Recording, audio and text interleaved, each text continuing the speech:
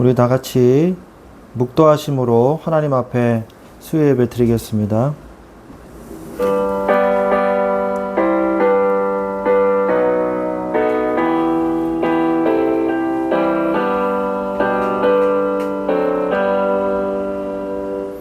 하나님 감사합니다.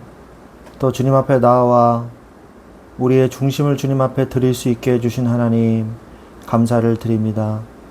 우리에게 이 시간에 성령으로 역사하셔서 하나님의 말씀이 깨달아지고 응답되는 시간이 되게 하여 주시옵소서. 우리 주 예수 그리스도의 이름으로 기도합니다. 아멘. 찬송가 294장 찬양 드리겠습니다. 294장.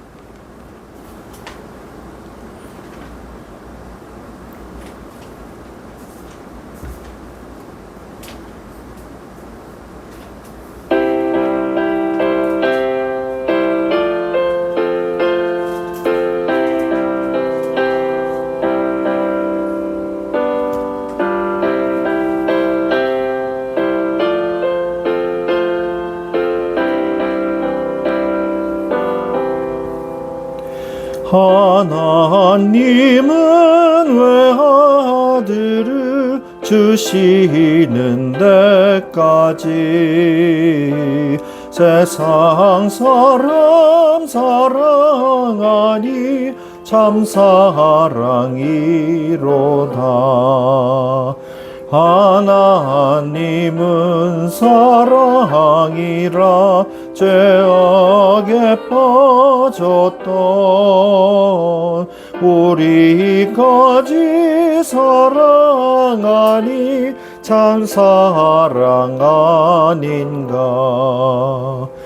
하나님을 배반하고 멀리 떠난 우리 원수같이 대적하나 사랑하여 주네.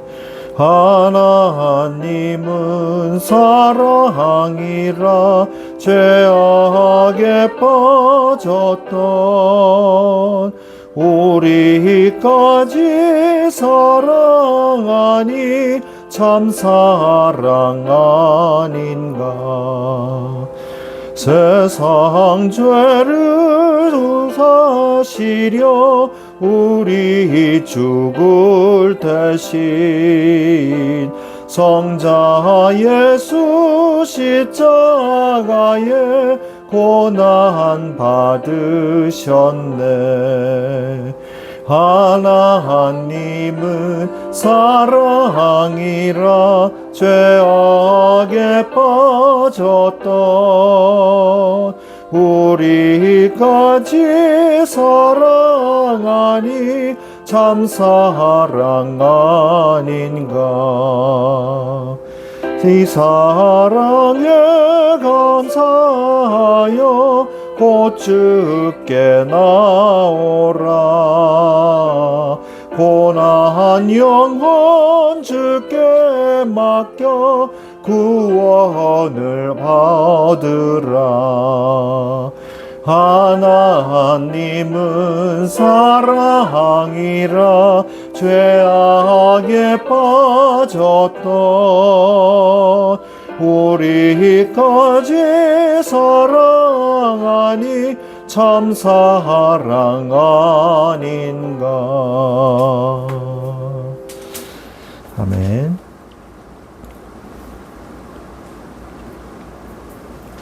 다 같이 기도하시겠습니다.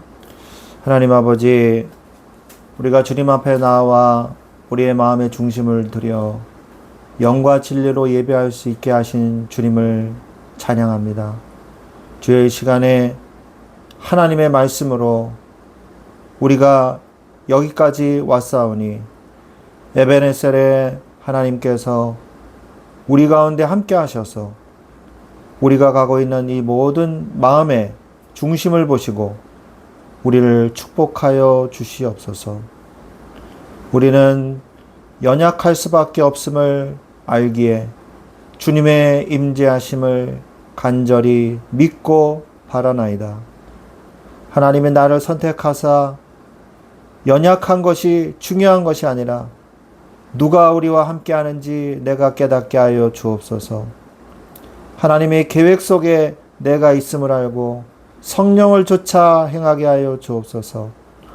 날마다 예배를 통해서 하나님 앞에 다 내려놓고 주님만 따라가는 신앙 고백을 하게 하여 주옵소서. 하나님, 우리에게 믿음을 주시사 하나님의 권능이 우리 가운데 임하게 하여 주셔서 하나님이 주시는 믿음으로 확신을 얻고 하나님이 내 안에서 하나님의 일을 하시는 것을 볼 수 있도록 주님께서 역사하여 주시옵소서. 오순절날 베드로의 설교를 통해서 사도행전의 역사가 시작된 것처럼 연약하고 아무 힘도 없는 우리를 통해서 하나님의 사도행전적 역사가 나타나는 우리 교회가 되게 하여 주시옵소서. 한 사람을 통해서 이스라엘 전체를 살리신 하나님께서 오늘날 이 시대에도 복음이 없는 이 시대에, 복음을 전하지 않는 이 시대에 하나님의 말씀을 전하는 바로 나 한 사람이 되게 하시며 복음을 전하는 우리 교회가 되게 하여 주시옵소서. 하나님 앞에 명분을 앞세워서 거짓말하지 않게 하여 주옵시고 나의 이기심 때문에, 나의 욕심 때문에, 나의 체면 때문에 거짓말로 신앙생활하는 것이 아니라 하나님 앞에 중심을 드림으로 하나님께서 나를 통하여 하나님의 일을 하시는 것을 볼 수 있도록 역사하여 주시옵소서. 하나님께서 모양은 바뀌어도 중심은 바뀌지 않게 하시고 기도를 쉬는 죄를 범하지 않게 하시고 오직 하나님 앞에서 다른 사람들을 위하여 기도하며 응답받는 시간이 될 수 있도록 주여 은혜를 다하여 주옵소서. 주여 말로만 하나님을 떠드는 자들이 아니라 응답과 열매로 하나님 앞에 영광 돌리는 자가 되게 하여 주시옵소서. 하나님, 우리 교회를 주님께서 세워주시고 주님이 이끌어 주시는 줄로 믿습니다. 우리의 모든 염려 다 이제 내려놓고 그리스도께서 머리 되신 주님이 이 교회를 이끌어 가시는 것을 볼 수 있도록 성령으로 역사하여 주시옵소서. 주님이 함께하여 주실 줄 믿습니다. 주여 이 시간에 또 예배를 드립니다. 예배의 중심을 주님께 드리게 하시고 우리가 하나님의 말씀을 붙잡고 이 시간에 말씀을 듣고 기도할 때 확신으로 응답하여 주옵시며 하나님의 믿음이 충만해지는 귀한 시간이 될 수 있도록 주여 우리 가운데 성령으로 역사하여 주시옵소서. 주님이 이 시간에 함께하여 주실 줄로 믿습니다. 감사하며 주 예수 그리스도의 이름으로 기도드렸사옵나이다. 아멘. 아멘.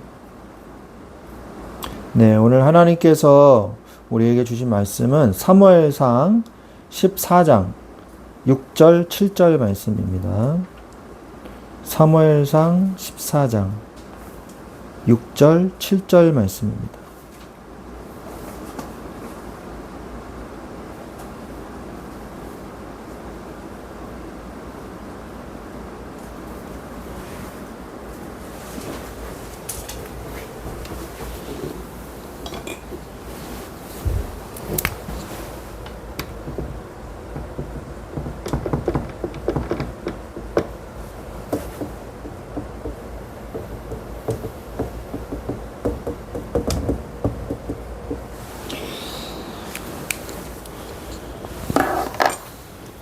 네, 우리 다 찾으셨으면 같이 한 목소리로 읽겠습니다. 요나단이 자신의 무기를 든 소년에게 이르되 우리가 이 할례 받지 않은 자들에게로 건너가자. 여호와께서 우리를 위하여 일하실까 하노라. 여호와의 구원은 사람이 많고 적음에 달리지 아니하였느니라. 무기를 든 자가 그에게 이르되 당신의 마음에 있는 대로 다 행하여 앞서가소서. 내가 당신과 마음을 같이하여 따르리이다. 아멘. 네, 우리가 이번 주 우리 말씀을 좀 같이 보면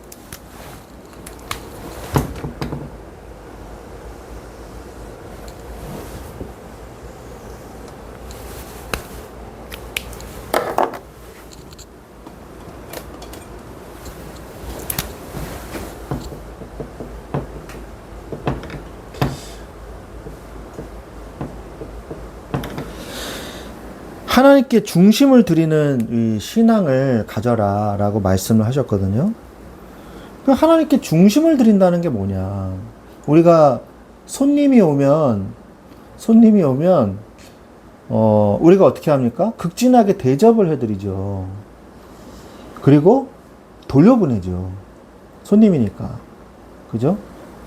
근데 중심을 드린다는 것은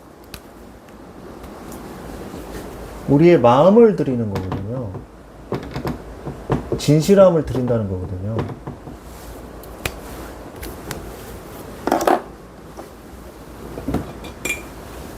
그래서 이 말은요, 하나님 앞에 솔직히 나의 연약함, 하나님 앞에 숨길 수는 없잖아요. 그래서 연약한 나를 하나님 앞에 고백해야 돼요. 하나님 앞에서 센 척할 필요는 없습니다. 그죠? 그리고 그 안에서 하나님께서 나에게 믿음을 주신다는 거예요. 하나님. 내가 고백을 해야 하나님이 나에게 힘을 주신다는 거죠. 그래서 믿음을 주시고 그 믿은 나를 통해서 강한 나를 세우신다는 것입니다. 그렇다면 우리가 하나님께서 나에게 강한 나로 만들어 주셨는데, 강한 나, 뭐 사람 이름 같아요. 그럼 우리가 하나님의 자녀로서 미래를 그러면 어떻게 설계해야 되냐? 나로부터 출발하지 말고 하나님의 능력으로 출발해라. 출발을 할 때. 하나님의 능력으로 출발을 하고, 그리고 하나님의 능력은 무한하잖아요. 그러니까 그 하나님의 능력을 받을 수 있는 그릇의 용량을 넓혀라. 그릇의 크기를 넓혀라.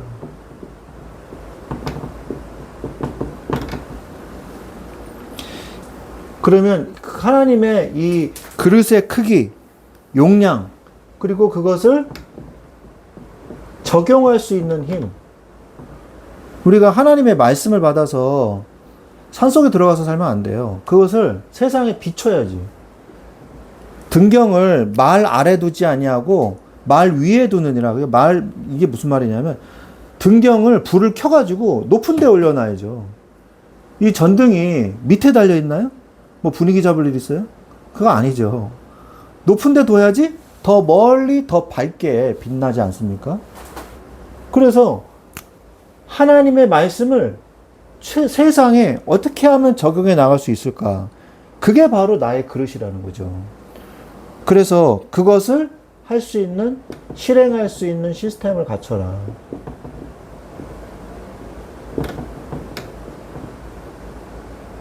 실행할 수 있는 시스템을 갖춰라. 이 말씀을 주셨어요. 그래서 하나님은요, 항상 이 한 사람을 통해서 모두를 살리는 이 응답을 주셨거든요. 그래서 우리는 기도해야 될 게 뭐냐? 하나님, 내가 바로 그 한 사람이 되게 해 주시옵소서 라고 기도를 해야 되는 것이에요. 항상 우리가 다윗 같으면 다윗 그 한 사람 같은 바로 내가 되게 하여 주시옵소서. 우리가 기도해야 되는 것이죠.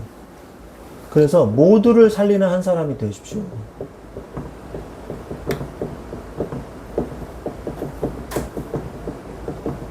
모두를 살리는 한 사람. 하나님은 중심을 보신다 그랬어요. 근데 어떤 사람은요, 이 신앙을 수단으로 사용을 해요. 수단으로 신앙을 사용해요. 그래서 그런 사람이 누굽니까? 바로 사울이죠. 사울은 변질됐어요. 세상화됐어요. 타락했어요. 그래서 신앙을 이용했어요. 그래서 합리적이라는 거를 우리는 알아야 돼요. 사울이 비합리적인 사람이 아닙니다. 매우 타당한 행동을 했어요. 매우 합리적인 행동을 했다는 거예요. 어떻게 했냐? 블레셋이 쳐들어왔어요. 블레셋이 막 쳐들어왔는데 그 놀라운 위세를 보고 이스라엘 백성이요, 도망갔어요, 일부가. 그래서 몇백 명 대 몇만 명 이렇게 싸웠단 말이에요. 3만 4천 명으로 제가 기억이 나는데 3만 4천 명 정도 쳐들어왔고 이스라엘은 600명 정도로 제가 기억을 합니다. 그런 밖에 안 남았어요. 그래서 이제 출정식을 해야 되는데 예배를 먼저 드려야 되잖아요. 그러니까 이제 사무엘을 기다렸단 말이에요. 이제 저들이 바로 앞에까지 왔어요. 언제 쳐들어와도 이상하지 않아요. 언제 쳐들어올지 몰라요. 그런데 이제 사무엘이 오겠다고 했단 말이에요. 근데 아무리 기다려도 안 와. 일주일 안에 내가 오겠습니다. 그런데 1회가 지났는데도 안 왔더라. 분명히 안 왔어요. 약속을 안 지킨 사람은 누굽니까? 사무엘이잖아요. 그죠? 안 지켰어요. 그래서 사울이 안 되겠다. 야, 가지고 와라. 자, 우리가 하자. 하나님 앞에 자기가 양을 잡아가지고 하나님 앞에 드렸단 말이에요. 그런 다음에 사울이 직후에 사무엘이 도착을 했어요. 그러니까, 아니, 이게 뭐 한 겁니까, 지금? 그랬더니, 당신이 오지 않아서 군사들은 도망갔고, 블레셋은 바로 앞까지 지금 쳐들어와 있고, 당신은 안 오고, 그래서 예배 인도했습니다. 라고 얘기를 했어요. 그런데, 뭐예요? 하나님은 중심을 보시잖아요. 합리적인 것 같지만, 사울의 중심은 믿음이 없었던 거예요. 믿음이 없었던 거예요. 하나님을 믿는 믿음이 없었던 거예요. 우리가 고지고대로 해야 된다, 이 말이 아니에요. 고지고대로 당신 안 지켰잖아, 그렇게 얘기하는 게 아니에요. 안 지킨 걸로 따지면 사무엘이 약속을 안 지킨 거죠. 근데 하나님은 합리성과 논리성을 초월하는 중심을 보신다는 거예요. 하나님은 다 아시거든요. 아무리 그럴듯한 변명과 이유가 있다 할지라도 뭐예요? 하나님은 사울의 중심이 하나님을 믿지 않는다는 걸 알고 있었던 거예요. 다윗을 보세요. 다윗은 어땠습니까? 다윗이 아버지가 이새가 딱 그 좋은 타이밍에 다윗 보고 형들에게 먹을 거 주고, 그리고 천부장한테, 그 형들의 직속 상관한테도 먹을 거 주고, 그리고 와라. 그리고 사울 왕한테 바치고, 그리고 와라. 딱 갔는데 얘기를 하잖아요, 사람들이. 아, 저 블레셋 저 골리앗이 이렇게 했나더라. 그러니까 형이 와가지고 뭐라 그래요, 엘리압 형이. 너 전쟁 구경하라고 왔지? 여기가 어디라고 왔느냐? 너 양들은 어찌하고 왔느냐? 그러잖아요. 그러니까 다윗이 뭐라 그럽니까? 내가 어찌하여 이유가 없겠사옵니까? 그러잖아요. 내가 어찌하여 이유가 없겠습니까? 라고 얘기를 해요. 그 말은 뭐냐? 중요한 하나님의 이유를 다윗은 알고 있었다는 거예요. 다윗이 왜 오게 되었어요? 하나님의 뜻이었잖아요. 그리고 뭐예요? 의분이 난 거잖아요. 여호와의 영에 크게 감동됐단 말이에요. 그래서 거기에서 싸울 수 있었던 거거든요. 제정신으로 싸울 수 있겠어요? 소년이 거의 3m에 육박하는 이 거인하고, 그리고 칼도 없이 물맷돌만 가지고 싸울 수 있었겠어요? 제정신은 아니면은, 제정신이 아니기 때문에 그럴 수 있었단 말이에요. 그게 합리적인 싸움이에요? 비합리적인 싸움이잖아요. 그런데 뭐냐? 하나님은 중심을 보신다는 거예요. 그래서 사울은요, 신앙을 수단으로 이용했어요. 내 왕권을 유지하기 위한 수단으로 이용을 했어요. 사울이 또 어떻게 했습니까? 하나님이 아말렉 족속을 다 죽이고 오십시오. 하나님 앞에 완전히 다 진멸되게, 여리고성처럼 진멸되게 해야 됩니다. 그런데 양도 데리고 오고, 아예 왕도 생포해가지고 데리고 왔잖아요. 사무엘이 나중에 목 쳐서 죽였잖아요. 저 사울 왕이 좀 죽여달라고 그래가지고, 자기 위신 세워달라고, 나중에. 가지고 이 양소리는 뭡니까? 아, 하나님께 좋은 걸 드리려고, 죽이려니까 아깝잖아요. 하나님께 드리려고 갖고 온 거예요. 그렇게 얘기하잖아요. 속으로는 뭐라 그러겠어요? 하나님께 드려봤자 얼마나 드리겠어. 뭐 10마리 드리고 나머진 내 거야. 뭐 이러고 있었겠죠. 그리고 왕도 데리고 와가지고 막 자랑하고 싶었겠죠. 이 왕 봐라. 왕을 조롱하면서. 그런데 생포해가지고 돌아왔단 말이에요. 그러니까 하나님 뭐라 그래요? 순종이 제사보다 낫고. 그렇게 말씀하잖아요. 그게 바로 뭐냐? 수단으로 이용한 거예요. 그래서 당신의 왕조는 끊어질 겁니다 하고 갈라 그랬더니 사울 왕이 다리를 붙잡았어요. 그리고 이대로 가면 어떡합니까? 내 위신이 어떻게 됩니까? 나를 위해서 축복해주고 백성들을 위해서 기도해주고 가십시오. 가지고 계속 자꾸 늘어지니까 어쩔 수 없이 사무엘이 칼을 꺼내가지고 왕의 머리를 목을 밟고서 저기 왕을 죽였어요. 왕을 죽이고 그리고 기도해주고 그리고 돌아갔거든요. 그런 다음에 이제 하나님이 사울 왕은 이미 나를 버렸느라 여호와의 영이 떠나갔잖아요. 우리가 신앙생활을 그렇게 하면 안 된다는 거죠. 하나님은 알아요. 남들은 몰라도요. 하나님은 알합니다. 하나님을 속이지는 못하잖아요. 그러니까 하나님 앞에서 우리가 올바로 믿음을 가지고 있으면 돼요. 우리는 어떤 신앙을 가져야 되냐? 내 목적만을 이루기 위해서 하나님을 수단으로 이용하는 그런 신앙이 아니라 마치 지니의 요술램프처럼 문지를 때마다 내 소원을 이루어주는 지니의 요술램프 신앙을 가지지 마시고, 그리고 자판기 신앙, 돈을 딸깍딸깍 헌금을 넣으면 응답이 덜컹덜컹 나오는, 기도의 버튼을 꾹 누르면 응답이 덜컹덜컹 나오는 그런 자판기 신앙이 아니라 하나님의 뜻대로 하나님의 뜻이 이루어지는 그 응답대로 하나님의 뜻을 이루기 위한 도구로서 내가 쓰임받는 신앙이 돼야 된다는 거예요.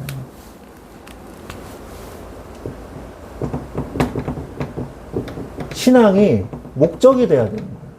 그게 누굽니까? 다윗과 같은 신앙생활을 하라는 거죠. 요나단과 같은 신앙생활을 하라는 거예요. 그래서 한 사람의 신앙,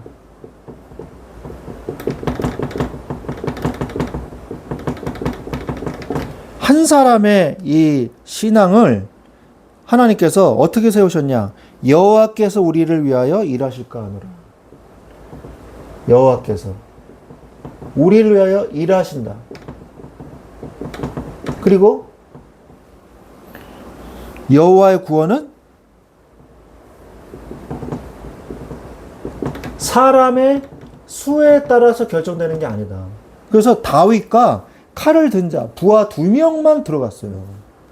그 블레셋 싸우고 있는데 2명만 들어가서 다 해집고 돌아다닌 거예요. 그러니까 혼란이 온 거예요. 혼란이. 그래가지고요 블레셋을 이길 수가 있었거든요. 우리가 요나단이 한 명이 믿음을 가지고 있으니까요. 하나님께서 어떻게 하셨냐? 많은 사람을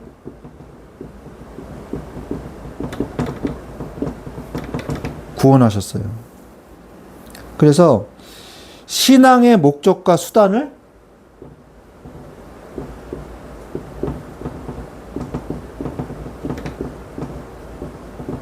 바꾸지 마라. 요한복음 6장 26절에서 27절에 보면 이런 말씀이 나옵니다. 예수께서 대답하여 이르시되 내가 진실로 진실로 너희에게 이르노니 너희가 나를 찾는 것은 표적을 본 까닭이 아니요 떡을 먹고 배부른 까닭이로다. 썩는 양식을 위하여 일하지 말고 영생하도록 있는 양식을 위하여 하라. 이 양식은 인자가 너희에게 주리니 인자는 아버지 하나님께서 인치신 자니라. 예수님이 우르르르르 막 예수님이 가는 거에 우르르 따라다니는 거예요. 그러니까 표적을 본 까닭이 아니라 그분이 그리스도구나 이걸 발견해서 따라다닌 게 아니라는 거예요. 뭘 먹으려고? 오병이어 기적 체험하고서 우르르 따라다니는 거죠. 저 사람만 따라다니면 우리 평생 먹고 뭐 이런 거 걱정할 필요 없어. 그걸 본 거예요. 그런 사람은요, 어려운 때가 딱 오잖아요. 다 떨어져 나가요. 예수님이 딱 체포되니까 어때요? 다 도망갔잖아요. 그죠? 그리고 오히려 그 떡 얻어 먹은 사람 중에 어떤 사람은 십자가에 못 박아라! 소리 질렀던 사람도 분명히 있었을 거예요. 예수님 재판하실 때. 뭣도 모르고 따라다니는 사람. 끝까지 믿음을 가진 자가 승리합니다.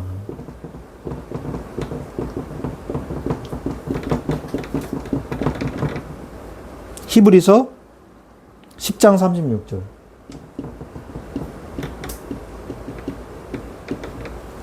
히브리서 10장 36절. 너희에게 인내가 필요함은 너희가 하나님의 뜻을 행한 후에 약속을 받기 위함이라. 너희에게 인내가 필요하다. 왜 필요해요? 너희가 하나님의 뜻을 행한 후에 약속을 받기 위함이라. 하나님의 약속, 하나님의 말씀의 성취를 보기 위해서 끝까지 인내하고 믿음을 지켜라. 이 말이죠. 히브리서가 믿음장 아닙니까? 그러면서 선순종 후 깨달음이에요. 먼저 순종해야 돼요. 나중에 깨닫습니다. 이게 무슨 말입니까? 우리가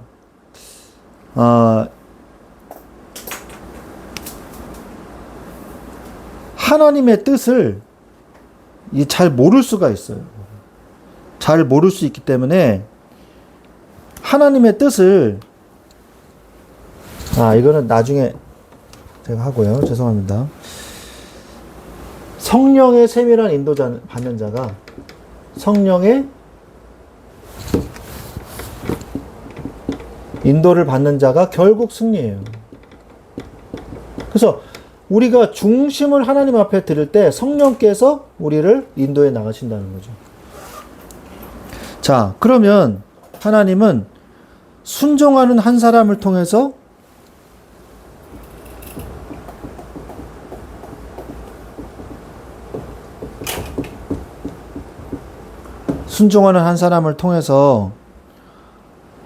모든 사람을 살리시는데 말씀의 순종은 모든 조건, 모든 논리를 초월합니다.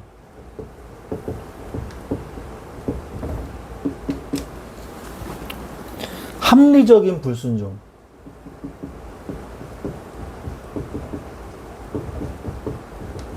합리적인 불순종을 하는 사람은 어떠냐? 오늘 4월에 이 이야기를 제가 오늘 했잖아요. 서론에서. 제사를 위한 제물로, 제사 위한 제물로 내가 가져온 겁니다. 라고 얘기를 해요. 이건 뭐예요? 종교적 합리화거든요. 종교적 합리화. 그건 뭐예요? 거짓말이거든요. 하나님이 이런 말에 속지 않으시죠. 그리고 위기 모면만을 위한 신앙.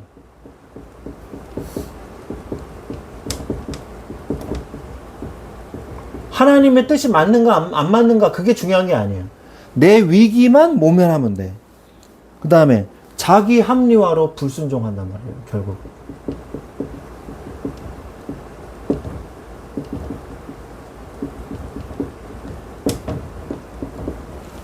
그러면 하나님이 원하시는 순종이 뭘까요?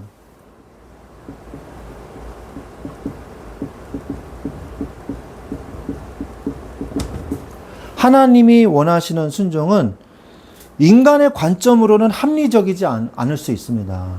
그러나 믿음으로 순종하는 자. 이거 불합리한데? 이거 맞지 않는데? 그런데 그것을 초월해요. 그래서 합리성을 따지기보다는 하나님의 뜻이 맞는가를 따져야 돼요. 그게 바로 믿음입니다. 믿음으로 순종하는 거예요. 하나님이 원하시는 순종이. 자, 설명이 안 될 수도 있어요. 이거 설명이 안 되는데? 하나님이요, 설명을 다 안 하실 때도 있습니다. 이걸 알아야 돼요. 이거 설명이 안 되는데, 이거 어떻게 된 거지? 그럴 때도 있어요. 설명을 하나님이 다 안 해주실 때도 있어요. 이사야서 55장 8절로 9절 말씀해 보면, 이사야서 55장 8절로 9절 말씀 보면, 여호와의 말씀에 내 생각은 너희의 생각과 다르며 내 길은 너희의 길과 다르니라 말씀하고 계시죠. 하늘이 땅보다 높음같이 내 길은 너희의 길보다 높으며 내 생각은 너희의 생각보다 높으니라 말씀하고 계시죠. 그러니까 하나님이 우리한테 말씀을 해주셔도 우리가 깨닫지를 못해요. 그럴 때가 있단 말이에요. 그래서 하나님께서 끝까지 그냥 믿고 순종하나? 그러면 나중에 하나님이 깨닫게 해주십니다. 나중에. 그래서 이 얘기를 한 거예요. 그 다음에 이건 내가 잘 모르겠는데 그럴 때가 있어요. 하나님은 반드시 선을 이루시기에 하나님이 하시는 일은 분명히 선한 일이잖아요. 그렇기 때문에 우리가 묻지도 따지지도 않고 순종할 수가 있는 거예요. 몰라도 순종할 수 있어요. 히브리서 11장 8절. 이유를 몰라. 하지만 그게 하나님의 뜻이 맞아. 그렇다면 일단은 해야 돼요. 어쩔 수가 없어요. 히브리서 11장 8절에 믿음으로 아브라함은 부르심을 받았을 때 순종하여 장래 기업으로 받을 땅에 나갈새 갈 바를 알지 못하고 나갔으며 그랬거든요. 믿음이 왜 아브라함이 믿음의 조상이라고 그럴까요? 믿음의 조상이라고 하는 이유는 아브라함이 하나님 앞에서 인정을 받았어요. 아니 너무 불합리하잖아요. 너를 통해서 너의 후손들이 하늘의 이 별만큼 땅의 모래만큼이나 많게 하겠다고 그래 놓고서는 자식을 안 줘. 안 줘요. 99세가 되는데도 안 줘. 그래가지고 아들 이삭 줬어요.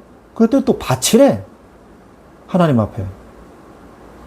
그게 합리적입니까? 설명할 수 있어요? 몰라요.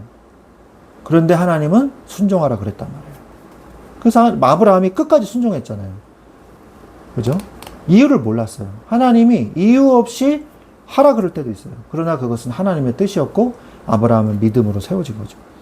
우리가 신앙생활 하다 보면 설명이 안 될 때도 있고 왜 하나님이 이렇게 하셨는지 모를 수도 있어요. 하지만 하나님은 분명히 선을 이루실 것이라는 것을 알고 있기 때문에 우리는 하나님의 뜻에 순종할 수 있는 것입니다. 그리고 제가 여기서 써야 되는데 잘못 썼습니다. 선순종 후 깨달음. 우리가 먼저 순종하고 나중에 하나님이 깨닫게 하실 때가 있어요. 순종하면 나중에 하나님의 뜻을 깨닫게 됩니다. 저는 그럴 때가 정말 많아요. 그래서 하나님이 그때는 정말 죽고 싶을 정도로 너무 힘들었는데 지금 지나고 보니까 그게 다 하나님의 뜻이었구나. 하나님의 계획이었구나 하고 끄덕끄덕 할 때가 너무 많습니다. 성령에 인도받는 사람만 끄덕끄덕 할 수 있어요. 그거를 갖다 불순종하고 막 하나님한테 대들고 막 그런 사람은요, 끝까지 하나님이 나를 버렸어 그러면서 이제 계속 그렇게 살죠. 상처 속에. 성령 인도 받는 사람이 결국 그걸 깨닫게 되는 거죠. 요한복음 7장 17절에 보면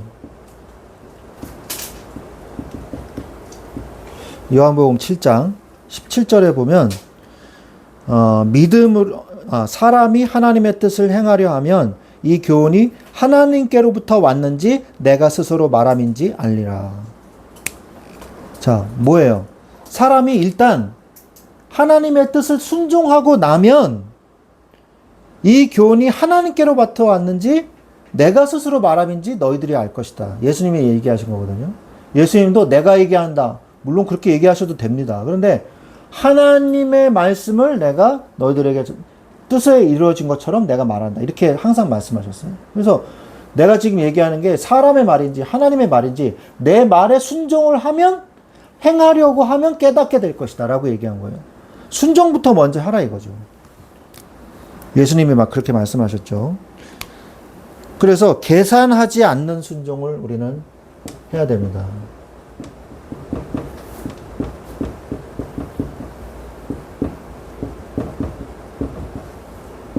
계산하지 않는 순종. 그의 말씀이 이해되지 않을지라도 믿고 순종하십시오.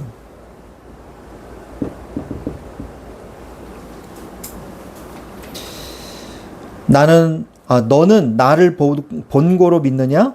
보지 못하고 믿는 자들은 복되도다. 말씀하셨습니다. 이해되지 않더라도 순종하세요. 그 다음에 행하는 믿음을 가지세요.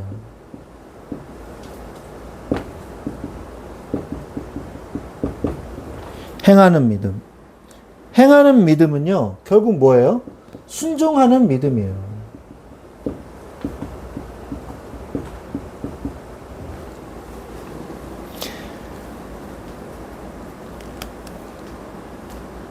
야고보서 2장 26절.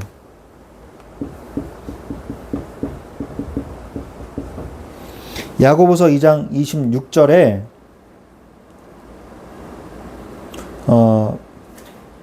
영혼 없는 몸이 죽은 것 같이 행함이 없는 믿음은 죽은 것이니라 말씀하고 계시죠. 그리고 끝까지 순종하는 자,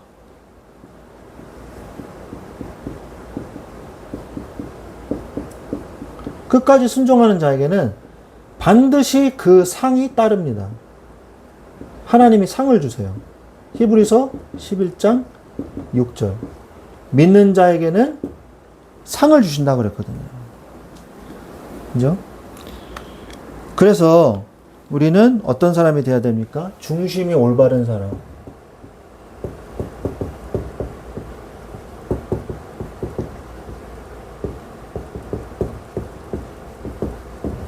중심이 올바른 한 사람이 돼야 되겠습니다. 하나님이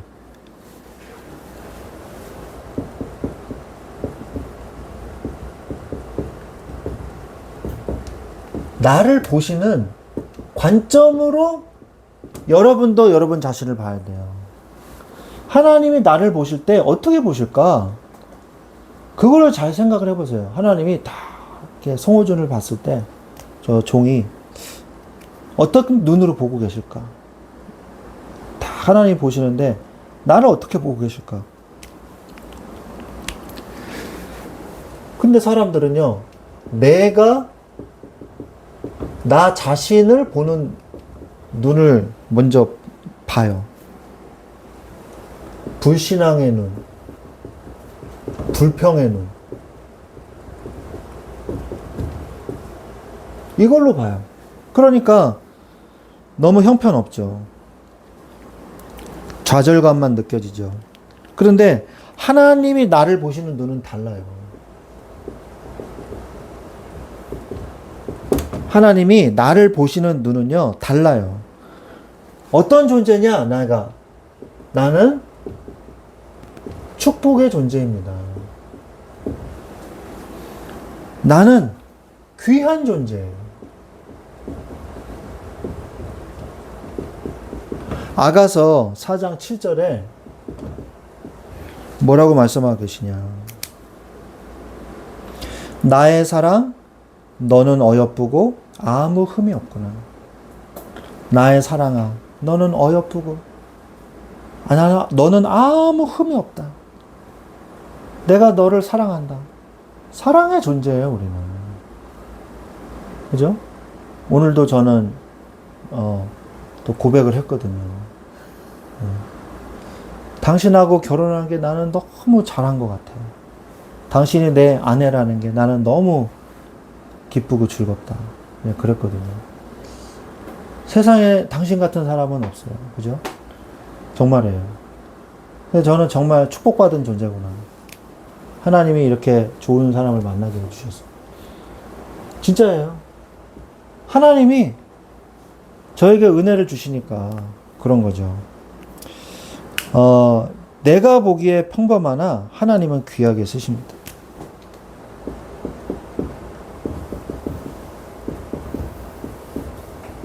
내가 보기에는 평범해요. 그런데 하나님이 귀하게 쓰시겠다고 하셨어요. 하나님이 귀하게 쓰신다 그랬습니다.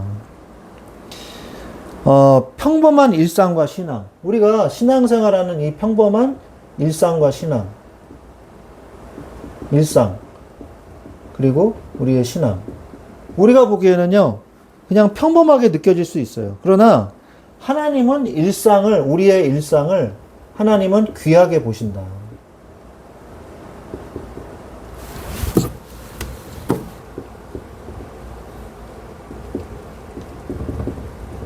일상을 귀하게 보십니다. 하나님은 우리가 하는 그 작은 기도, 우리가 잠깐 아침에 일어나서 학교 가기 전에 잠깐 하는 그런 기도, 우리가 수업을 시작하기 전에 잠깐 하나님 앞에 눈을 감고 30초 정도, 10초 정도라도 하는 그 기도, 하나님은 그 찰나의 그 기도를 귀하게 보신다는 거예요. 우리가 아침에 그냥 어느 때와 다름없이 그냥 아침에 그냥 보는 성경, 성경 봐야지 하고 보는 그 성경, 하나님은 그거를 귀하게 보신다는 거예요. 하나님은 일상을 귀하게 보십니다. 평범한 나의 재능과 능력.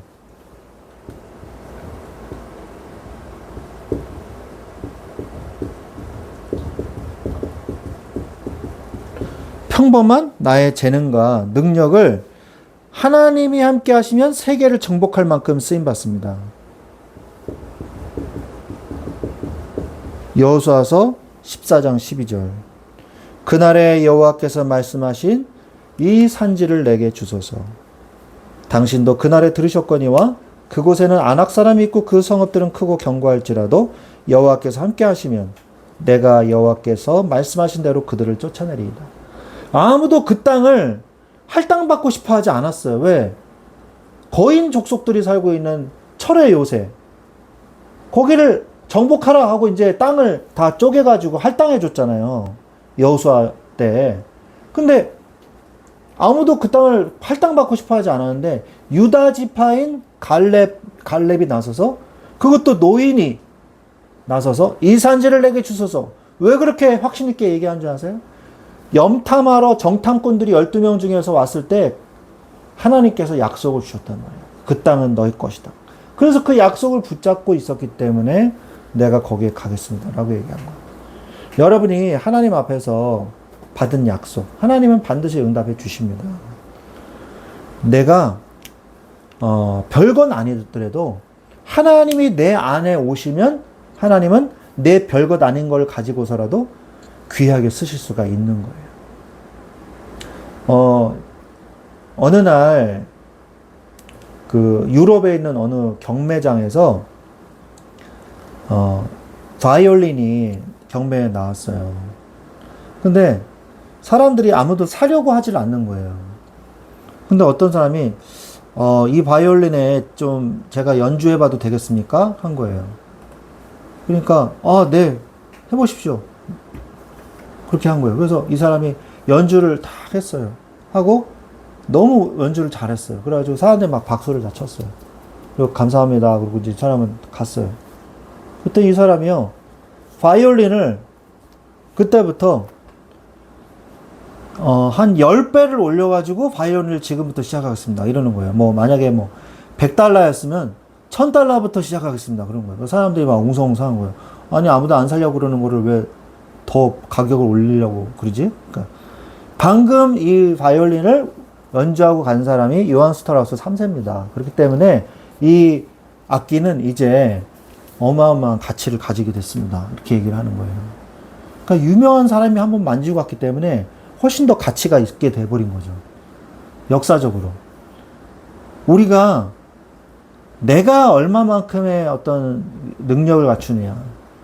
이게 사람마다 다 달란트도 다르고 능력도 달라요. 그런데 하나님이 함께 하시면 이야기는 달라집니다. 나를 초월하는 역사가 일어나는 거예요. 그 대신에 하나님께 쓰임받는 사람은 조건이 있어요. 뭐냐? 중심이 올바른 사람. 중심이 틀린 사람은요, 아무리 뭐 그릇이 이따만하고, 아무리 능력치가 많아도요, 스펙이 좋아도 하나님께 쓰임받지 못한다는 거예요. 그릇에 무엇이 담기느냐에 따라 그 가치가 달라지는 거예요. 중심은 능력보다 중요합니다.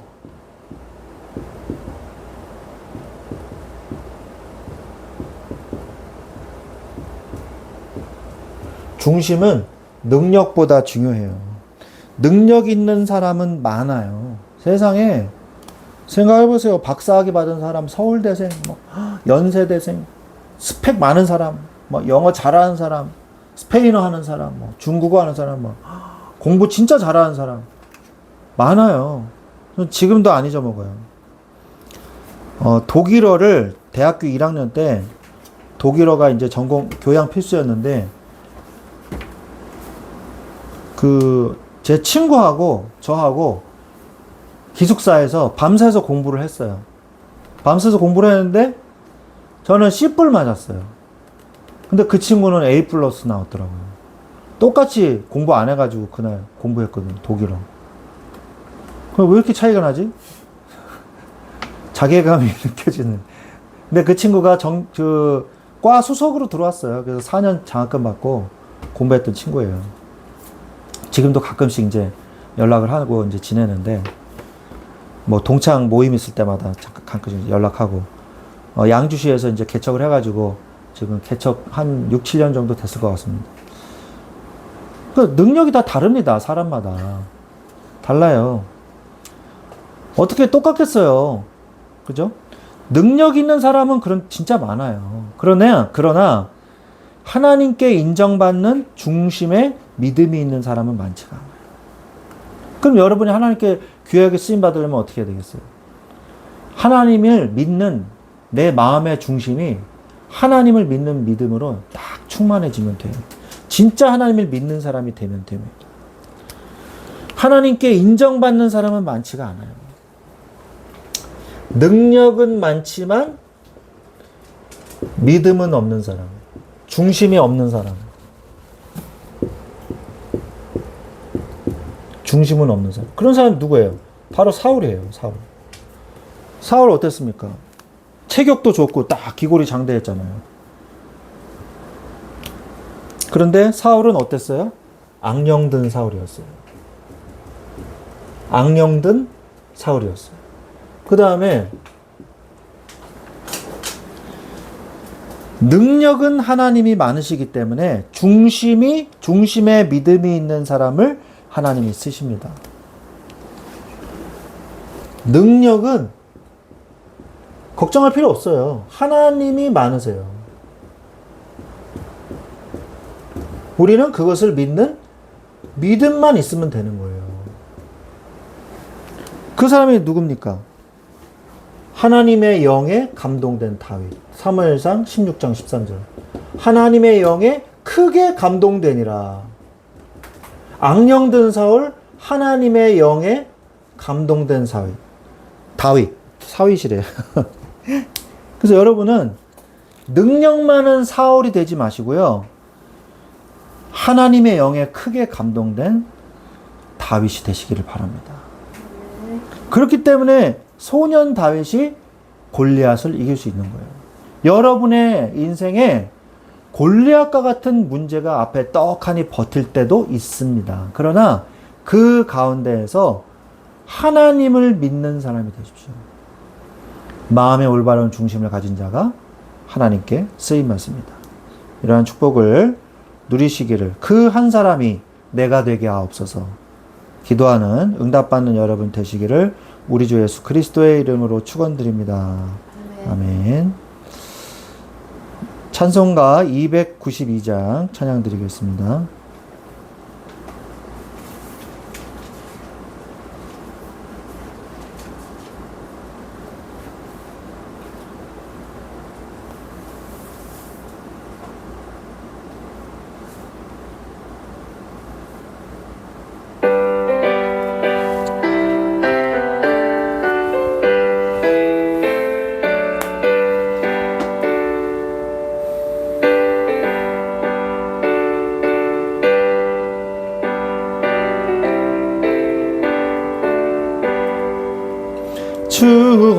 없이 살 수 없네.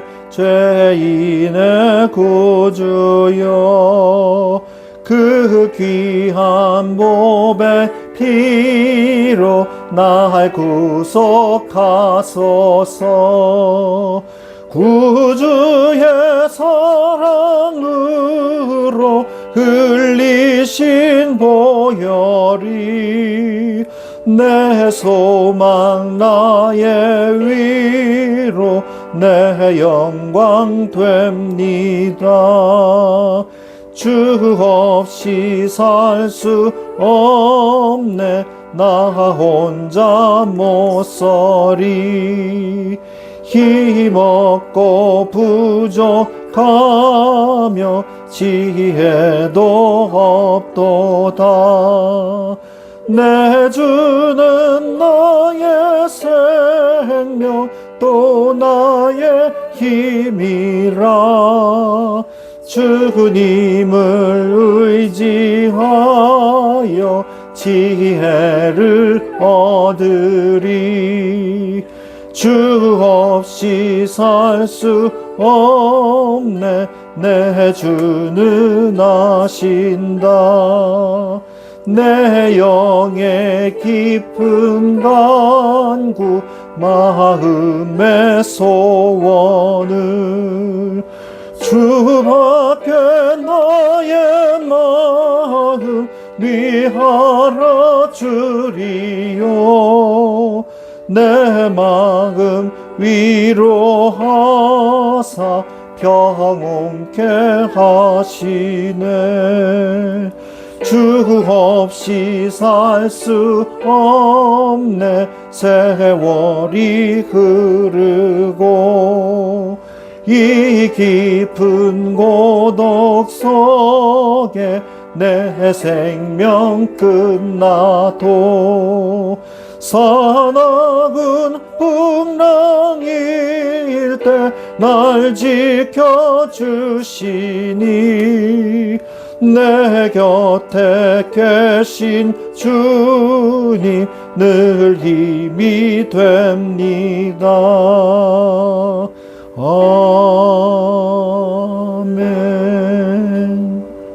아멘. 광고는 주보를 참고해 주시기를 바랍니다. 다음 주 수요일부터 금요일까지 수련회가 있습니다. 그래서 기도로 진짜 준비하십시오. 기도하시면서 가셔야 돼요. 꼭 수련회를 위해서 기도해 주시기를 부탁드립니다.